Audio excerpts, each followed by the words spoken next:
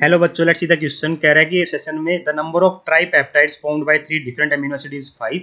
Reason कहता है कि peptide are formed by condensation of NH2 group of one amino acid with the COH group of other with the elimination of a molecule NH3। तो देखिए बेटा, tripeptide कितने bond कितने form होंगे, है ना। तो मान लीजिए कोई एक्चुअली हमें पता है कि पेप्टाइड बॉन्ड फॉर्म होते हैं by the condensation of different amino acids, है ना।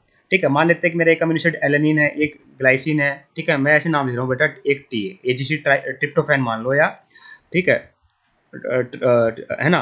तो 3 हमने क्या मान लिए, अमीनो एसिड मान लिए। तो यह कितने पेप्टाइड बॉन्ड बन सकते हैं बेटा। देखिए, 2 अमीनो एसिड के बीच में एक पेप्टाइड बॉन्ड बनता है। ठीक है, ये NHCO टाइप का बॉन्ड होता है बेटा, पेप्टाइड बॉन्ड।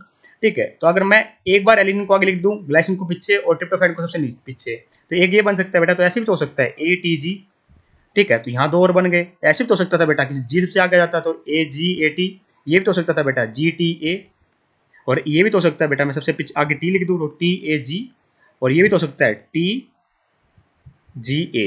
तो टोटल कितने बन सकते हैं बेटा, 1 2 3 4 5 6। टोटल 6 पेप्टाइड बॉन्ड बन सकते, 6 टाइप के ट्राइपेप्टाइड बन सकते हैं। और इनको ट्राइपेप्टाइड क्यों बोलते हैं बेटा, जब 3 अमीनो एसिड आपस में कंडेंस होते हैं ना, तो उनको ट्राइपेप्टाइड बोला जाता है। जब 2 होंगे तो डाइपेप्टाइड बोला जाएगा। तो यहाँ 3 हो रहे हैं और 2 पेप्टाइड बॉन्ड का फॉर्मेशन करते हैं ये। ठीक है, तो ऐसे कितने फॉर्मेशन हो सकते हैं बेटा, टोटल 6 हो सकते हैं।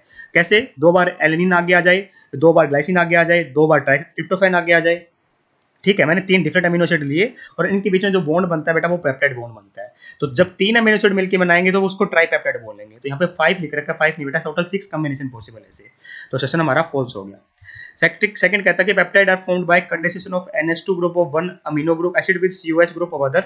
देखिए बेटा, अमीनो एसिड भी जाता है, एक से NH2 ग्रुप जाता है, एक से COH का ग्रुप जाता है, पर एलिमिनेशन बेटा मेरा H2O का होता है, ना कि NH3 का होता है। ये बात इसने गलत बोल दी। जैसे मैं मान लीजिए डाइपेप्टाइड बनाते हैं, हम ग्लाइसिन का ले लेते हैं और एक एलेनिन ले लेते हैं, है ना।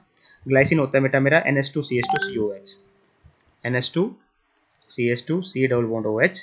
और एलेनिन होता है बेटा मेरा, यहाँ पे लिख देता हूँ मैं, NH2, यहाँ पे H, यहाँ CH3, यहाँ आ जाएगा COOH। तो यहाँ से क्या हो जाएगा, मेरा वाटर का एलिमिनेशन होता है बेटा। एक पार्ट से O जाता है, एक पार्ट से H जाता है, और इन दोनों का कॉम्बिनेशन हो जाता है तो बन जाता है मेरा NH2CH2 C double bond O।